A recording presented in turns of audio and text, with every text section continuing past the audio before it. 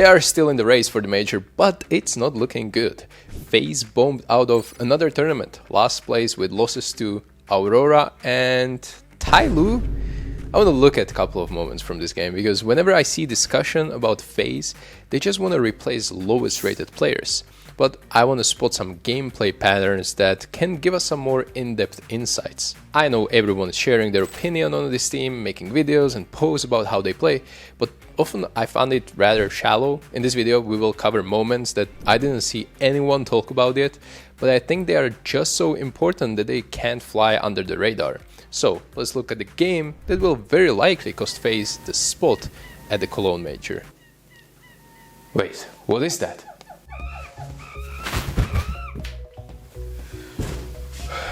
Yep, it's sponsor of today's video, SkinsMonkey.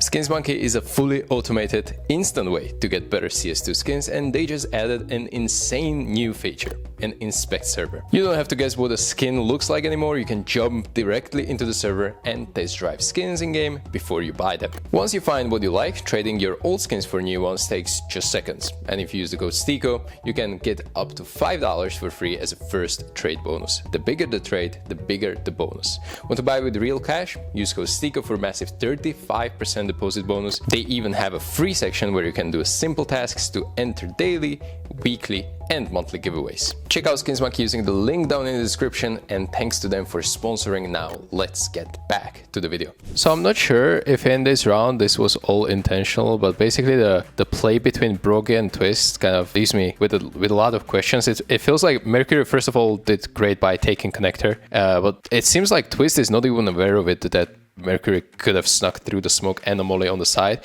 because Brogy is actually throwing flashes above the connector. And I'm not sure if this is a miscomms that he's throwing 2 chain flashes over connector. Maybe Twist wanted the flashes to land inside of the connector and then the second one above the connector. But the way Twist actually peeks, it makes me think that he wanted to just fight catwalk over his own smoke, and he was completely unaware of Mercury getting such a forward position, which in the end Mercury capitalizes on and even gets a Jacob later on in the round, because Jacob just wasn't ready for the jungle position at all. And FaZe are starting the game already in a really bad spot. They are down. It takes them basically 9 rounds to just win first round of the half, and that's already really tough position. They still climb back on this Mirage, but there are still a couple moments which I want to pick, so let's talk about it. Here in this round specifically, I think Brogy and Jacob are kind of playing it nice in a defensive way, all the way from CT, but good flashes from Tyloo are honestly kind of neutralizing Brogy. But now Jacob is known around Ticket, and then this one flash is basically compromising the whole setup, because Brogy thinks that he's basically okay to fight. Jacob in the meantime decided to HE C4, and there's like this connection build up between these two where Brogy is caught in the open and Jacob, having an 8 in the hand, is unable to trade, resulting Moseu having free double kill. Now, to be honest, FaZe are left in this half with a lot of bad buys. This is another thing which I honestly commend Tyloo for doing this, but they're punishing this double app setup by Moseu smartly positioning himself around this like close area of the slope of the T ramp on the left side of the wall, and he hears these jumps into the app. So I guarantee you that this was called by Moseu, because Zero, like, who the hell plays here, right? Look, he wanted to go into the apps, but then as soon as the call was made, he just falls back and holds this angle, which honestly I have never seen anyone else hold. So this is a first for Zero, but congrats to him, and he basically punishes this double push very effectively with a swift double kill,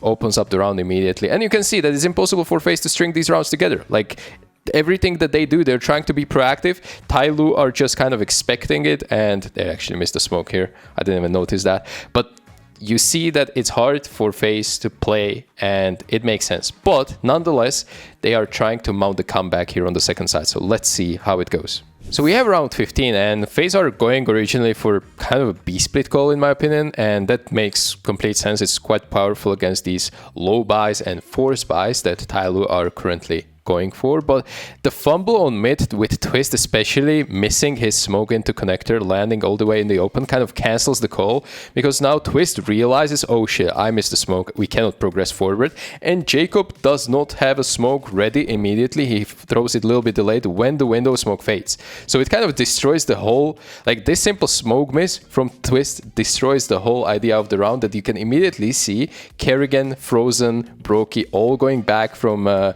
B and coming up with a backup plan. Twist and Jacob anyway crept all the way to short. They're still sticking to it in a way. Kerrigan helps them out with smoke of his own, but effectively that was pretty much the last piece of the utility that is when it comes to smokes that they have, and they still go for kind of a split round. Kerrigan decides to apply pressure here on B, which makes complete sense. He wants to search for a stack. Twist is kind of there to help him. The rest of the crew are ready to split A. Kerrigan sacrifices himself by going out and actually dying, while Twist, I don't know for what reason, goes forward and dies immediately. If he just plays around these corners, that's completely fine, and he's still like kind of recoverable and he can go back. He doesn't need to sacrifice himself as well to go forward. While the trio of Brokey, Frozen, Jacob already scales up A because they know it's a B stack, it kind of, you know, it doesn't make sense why Twist is going forward on short. And luckily here Frozen actually wins 3 straight up aim duels on short, which kind of recovers the whole round, but it got uncomfortably close, and I don't understand how many mistakes are there visible in this single round. So we do have a fumble again, that double smoke top mid happens right from the get-go. We have a instant smoke, and then I believe Jacob throws one as well. And these miscoms are actually quite costly, because these sudden changes of calls are always a bit strange to watch. But right now it feels like FaZe didn't have smokes to do the original idea because of miscoms in freeze time. And then decided to do a simple 5-man A finish, which is risky with literally no map control, but they didn't have utility to do anything else. It seems very sloppy, but Kerrigan gets important 2 entries, which kind of opens up the whole round and pushes this comeback a little bit more into the realm of possibility. Okay, so round 22 is very tough position for FaZe, but honestly, I don't really know what Jacob is doing here, to be honest. Why is he hesitant here by joining Kerrigan on short? I mean, why he leans back towards con? If he joins short, where clearly final tag happens, he saves Kerrigan in the back. It seems like Frozen and Kerrigan, they're both very committed to this, with a C4 as well, but you can see that Jacob just kind of goes back to top middle, hesitates now, and goes back to middle to hold connector when, I mean, you could argue that he was just trying to hold connector so Kerrigan goes safely to short, but Kerrigan is already short. Jacob joins him, he's killing Mercury in the back. Obviously, he doesn't know that he's in ladder room, but just splitting this way seems kind of like people want to go on the solo missions and play a single player game, when in fact, in these kind of rounds, you kind of have to stick to your teammates, especially with the C4 on their back. So this is peak chaos round, but the fact that Kerrigan decides to take ladder alone with the C4 is just beyond my understanding. And if Moseo gets the kill here on Kerrigan, this map would be ultimately over already. Alright, and then we go for a round 24, where I want to showcase again that Tyloo are actually playing pretty good CS. Obviously, FaZe are making mistakes, that's our point of focus here, but I want to commend Tyloo for actually coming up with some cool plans and retakes, and this mid retake is just going to be really, really nice. After a light fake by FaZe on A, they are regrouping all towards middle, 2 from short, 1 window, 1 from connector. And this is just flawless. They get instant 2 entry kills. Later on, they kill Brokey as well in top middle, while G is completely surviving on ticket with an AWP. In the end, he even kills Frozen with a no-scope. Kerrigan is left in unwinnable 1v4. And that's a first map for Tyloo. FaZe were clearly trying to do some kind of a B hit or B explode right from the get-go, but they were blocked by the smoke. And this is where things from Mirage are kind of reoccurring again, and it happens to Twist again, where there is seemingly some kind of a wait call because they're doing a double push over the box, over the smoke on top of the box on B, while Twist is kind of diverging away from the group, and he takes too much initiative, in my opinion, by being completely alone. Twist decides to take Cheetah, while Kerrigan is just like 2 seconds behind him. and Twist dies in an untradeable position. Imagine Kerrigan is a little bit closer and he actually attempts this trade.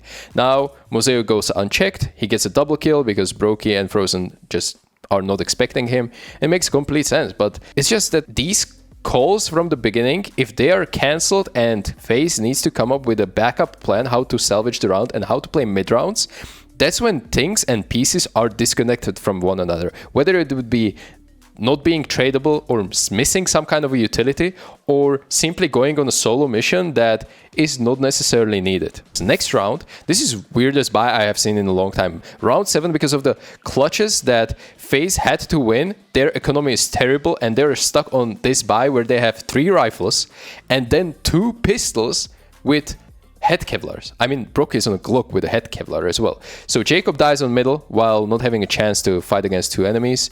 And Twist and Kerrigan dies immediately right after, and it's a 2v5 situation. And that was a force buy that forces FaZe to go back on eco, and they're in this economy trouble once again. And as we all saw on Mirage, they're not that great playing in this back against the wall when it comes to money. So it's not great. So we started with a round 4, and on City side, they decided to double up in connector, both Brokey and Twist. And it kind of is not that bad, obviously.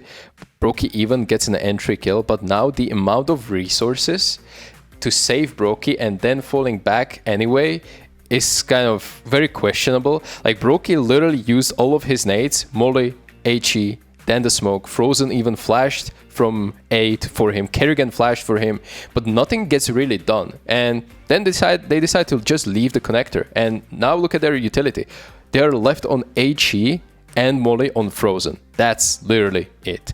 And I think they wanted to make a gamble call to group up 5A and outpush it together and just kind of bait them coming in, which would be a great call because Stylo are actually going towards A.